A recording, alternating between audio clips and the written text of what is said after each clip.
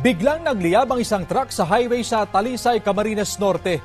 At sa San Jose, Camarines Sur naman, 2 menor de edad ang nasawi matapos na malunod sa dagat. Ang mainit na balita hatid ni Chris Novello ng GMA Regional TV, Balitang Bicolandia.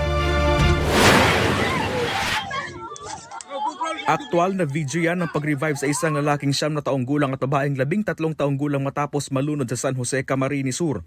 Naitakbo pa sila sa ospital pero binawian din ng buhay. Ayon sa ina ng dalagita, nagpaalam ang kanyang anak na sasama sa mga kaibigan sa pagtulong sa mga mangingisdang papalaot. Pero nang malaman na walang pumalaot, naglaro na lamang ang mga bata sa ilalim ng tulay. Kwento ng isa sa mga nakaligtas, inanod ang tsinelas ng isa nilang kasama kaya sinubukan nilang kunin. Pero lumakas daw ang agos ng tubig at sinubukan ng dalagitang biktima na isalba ang isa nilang kasama. Matibay po ni maglangoy. Nakatabang man yan po siya pero hindi mo po. Hindi po kayang mangyari sa iya. Ayon sa San Jose Police, inabutan ng mga bata ng high tide kaya biglang lumakas at tumaas ang level ng tubig. Na-overpower sila ng mga alon, sir. Kaya resulting to their drowning. Patay ang isang negosyante matapos sumalpok sa bakod ang sinasakyan niyang motorsiklo sa Santa Catalina, Ilocos Sur.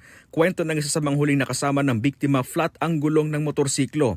Batay rin sa investigasyon, hindi naka-helmet ang biktima ng maaksidente. Matinding tama sa ulo ang ikinasawi niya. Sa Pasukin, Ilocos Norte, patay rin ang isang babae matapos sumalpok ang sinasakyan niyang motorsiklo sa isang SUV. Sa investigasyon ng Pasukin Police, matulid ang pagpapatakbo ng biktima. Wala rin siyang helmet. Ligtas naman ang SUV driver na handa raw makipag-areglo sa pamilya ng biktima. Biglang nagliyab ang isang truck habang bumabiyahe sa Maharlika Highway sa Talisay, Camarines Norte.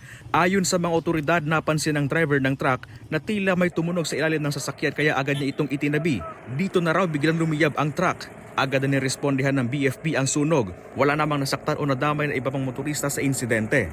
Mula sa GMA Regional TV, Balitang Bicolandia, Chris Novello nagbabalita para sa GMA Integrated News.